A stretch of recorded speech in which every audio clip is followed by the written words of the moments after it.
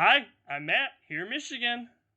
And I'm Randall here in Texas. Today, Matt and I get to bring you a new movie review of Soul. It was released on Disney Plus on Christmas 2020 and did not cost anything extra, unlike the premium that you had to pay for Mulan 2020. Soul stars Jamie Foxx and Tina Fey. It is directed by Pixar veteran and Oscar-winning director Pete Docter and is co-directed by Kemp Powers in his directorial debut. In Seoul, a music teacher is close to getting his big break as a jazz musician, but his soul gets separated from his body right before the big performance.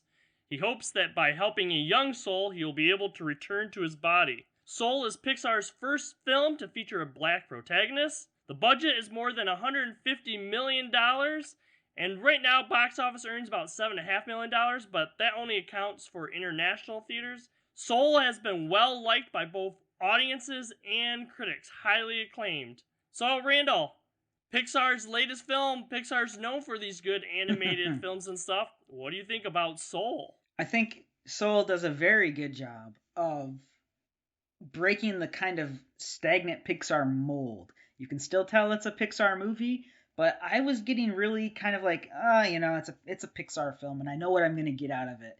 This one surprised me a little bit, which was nice. It was a good surprise.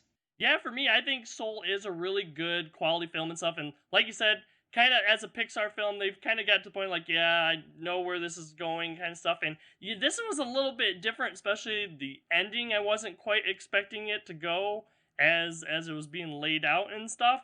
I don't know that Soul necessarily for me is kind of like a standout of the Pixar films. It's really good. Everything in here is real quality. I just don't know if there's enough of those like really memorable moments for me for this to be like a go rewatch film. Yeah, so it is interesting. I think I don't want to say missing, but what it's trying to tell and what it's trying to get across to the viewer is almost a make your own meaning out of it film. And maybe that's why it doesn't necessarily stand out, at least to me. It's beautifully done, and what I think it's trying to say might be a little bit different than what someone else thinks it's trying to say versus what maybe the directors and writers say it's trying to say. But it has some really awesome things that it's talking about. It's not really religious talking about the afterlife. It's more like existential, but it doesn't necessarily discount the potential of religion. It is a really good entry into Pixar, but again, is it Toy Story? Is it Toy Story 2, or WALL-E? Not quite. One character that we kind of see a little bit in like Pixar films is kind of like that Dory character in like Finding Nemo, and I think 22 is kind of like a Dory, but I just don't think 22 is quite as memorable. I think Jamie Foxx and Tina Fey did do a really good job. Jamie Foxx being Joe, Tina Fey being 22. I think 22 definitely gives Joe like a different perspective about life and stuff. These are two totally different characters, and they both learn something through each other. And I think that plays off really well. Good storytelling and really good voice acting by both of those actors. In regards to Soul, one of the things that I do want to point out is it's actually rated PG, and I can understand why.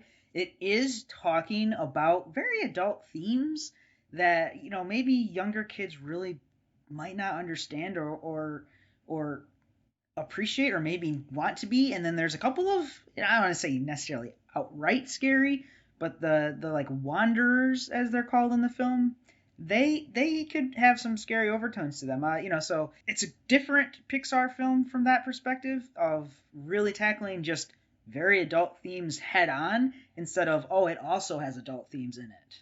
And this has some really funny parts and stuff too. Yeah, there's enough comedy and stuff in this that I think kids will latch onto that and like those parts. Either that or it's made for teenagers trying to find their way in a very weird and difficult world. I kind of caught that vibe too, maybe. Mm-hmm. All in all, I think it's pretty clear that both Matt and I really do enjoy this. It's very critically acclaimed, and it is absolutely gorgeous to watch. We've got some other Pixar films that Matt did a solo review of. If you liked this video, make sure to give it a thumbs up. If you want to see more, make sure to subscribe. And ring the bell icon, so that way you always know when we're releasing new videos. We release new videos every Monday and Thursday, and we also have a Facebook page where we post the day before what we're going to be posting on YouTube the next day. For now, I'm Randall here in Texas. See everyone in the next one. I'm Matt here in Michigan. Have a good day. Next time on No Market Media.